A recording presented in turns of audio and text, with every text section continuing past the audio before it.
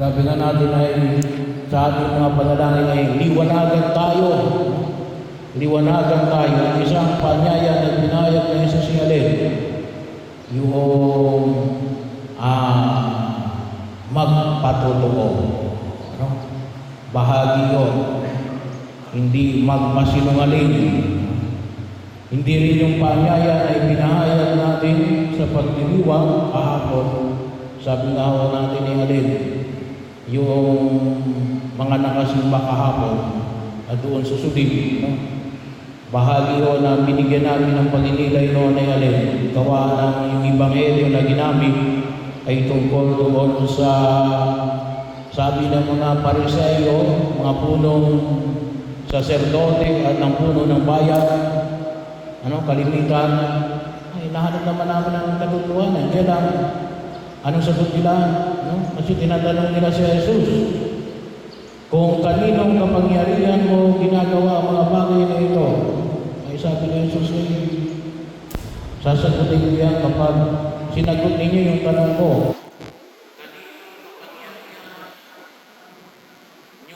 Ginawa ni San Juan Bautista ang pagbibinyag sa Diyos ba o sa tao?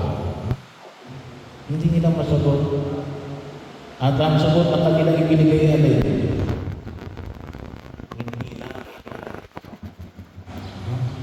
hindi namin alam. Hindi pwede hindi natin alam. Bahagi yun ay pinahayag ngayon sa Ebanghelyo ni San Juan na Alin, yung patutuo ni Juan Bautista. Yung patutuo ni Juan Bautista. Na naging bahagi ng ating mga pagninilay ng mga nakalipas na mga araw, tulad na po ng ipinaman ko, mula pa sa sinapupunan ni Elizabeth, nang dinalaw ni Maria ang kanyang pinsang si Elizabeth na namabalitaan ay nagdadalang tao. Ano ang pinahayag? Nagkakaroon sa tuwa nang marinig ang boses ni Maria. Bakit? Kasi dala-dala ni Maria sa kanyang sinapupunan si Jesus. Nasadyan pa lamang yun. Nasadyan pa lamang. Pero Alin, ramdam na yung pagkilos ng Diyos. Sana po lahat ay mayroong pakiramdam. Makita natin kung alin ang totoo at alin ang peke. Kaya marami ngayon ang nai-scam Marami ngayon ang nai-scam. Bakit? Tayo lang umuhay sa ilusyon. Hindi na tayo marunong kumilatis. Hindi na natin nakikita kung alin yung totoo at alin yung peke. Hindi lamang sapagkat gumagaling yung mga taong manloloko. Hindi lamang ko yun na gumagaling yung mga taong manloloko, pero dapat makita ko natin alin. Tayo ay may kutawagin natin ay may natural na sa tayo bilang tao, lalo na bilang mga anak ng Diyos. Dapat makita natin yung alin. Maramdaman natin kung sino yung scammer, kung sino yung totoong tao, kung sino yung peke, kung sino yung maloloko, kung sino yung, kung tawagin nga po natin ay alin, nalilintang. Nalilintang. At kuminsan nakakalungkot isipin na alin, hindi lang tayo nalilintang, nagpapalintang pa kuminsan. Kasi bakit? Nakikinabang tayo pinabayaan natin. Bahagi yun na nakita natin sa pagkilos na ito.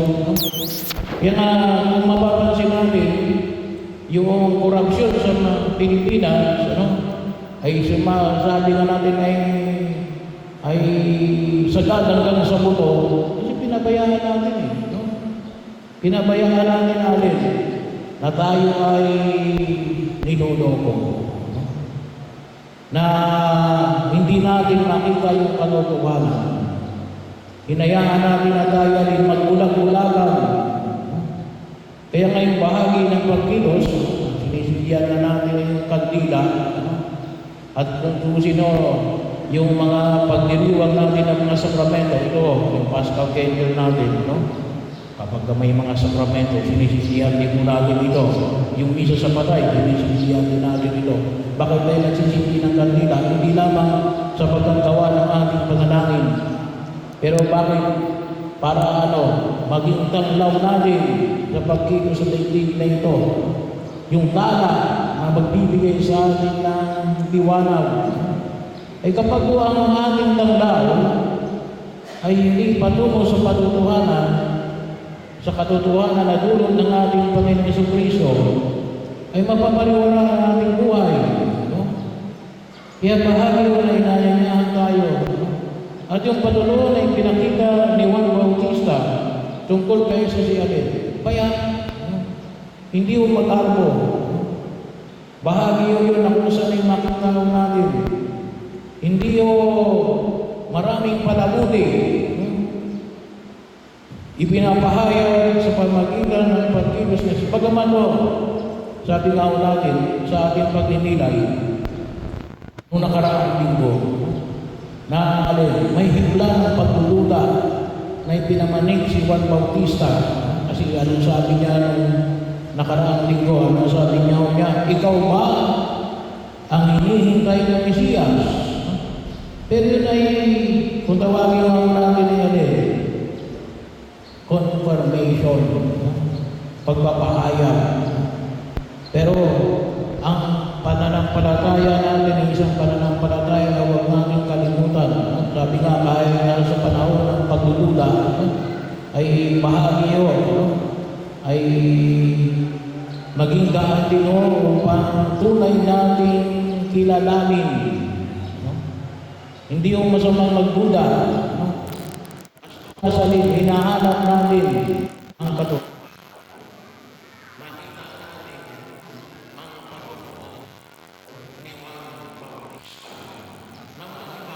Mahigit natin matagpuan sa habang tayo naglalakbay patungo sa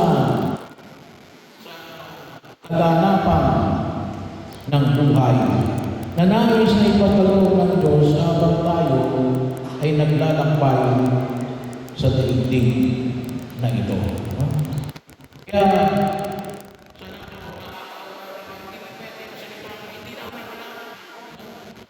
hindi namin alam. Sabi nga natin, ay may mga anak kayo, may mga may anak. Ay kung minsan makita natin na kapag tinanong mo, yung mga bata, kapag may nabasa, kapag tinanong mo kung sino may gawa, anong sasabihin, hindi ko alam. Hindi pwede na hindi natin alam. Hindi pwede sabihin natin na, ay, naglilingkod naman ako pero wala akong alam. Hindi mo pwede. Hindi mo may napaglilingkod yun. Hindi mo pwedeng mahalin ang isang tao wala kang alam. No? Bahagi mo yun. Ang kinakailangan yung alam mo yung alin. Hindi ko niya. Hindi pwede. Kaya ano isa buhay na dahil ka sa tingnan hindi naman pala kunya abila.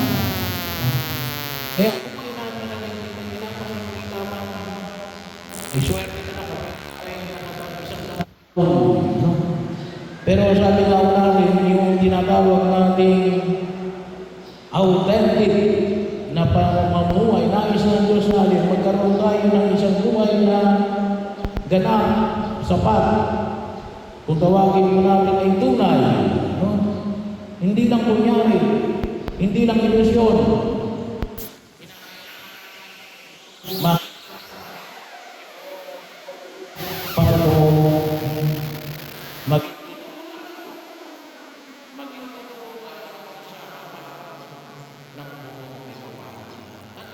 Yung nakikita, yung tunay na pagbabago, kasi hindi natin mababago yung isang bagay na peke. No? Kapag hindi natin nakita yung tunay na katotohanan. Sabi nga kung minsan may mga taong akala nila Ito, halimbawa na lang sa usapin ng korupsyon.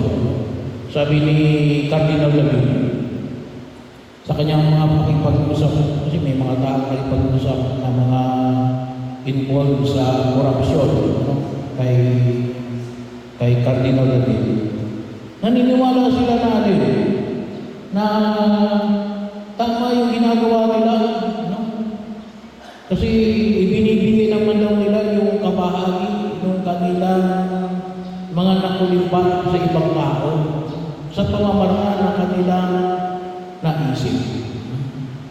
Ay, kung titingnan po natin, kung sasaloobin natin, no? Ay makita natin pati yung ating kaisipan. No? Lalong-lalo na kabataan. Ngayon, hindi. Ay makita nila, no? Maging daan tayo upang makita yung katotohanan. Makita natin na kung saan ay pinapamanig sa atin yung salita na naging tao. At ang tunay na salita na naging tao, no? Ay hindi peke. Kaya harapin natin ang katotohanan. Masakit ito na harapin ang katotohanan. Pero kung gusto natin ang tunay na paghihilom at ang tunay na maligayang buhay, no? Hindi natin pwedeng takasan ang katotohanan. Yan ang dulot na pinamamanig sa atin ng ating pananampalataya. Ako ang daan, ang katotohanan, at ang buhay. Idalangin natin sa harapan ng Diyos na nawa tayong lahat ay maging patotoo ng katotohanan na dulot ng ating Panginoong Hesus Kristo.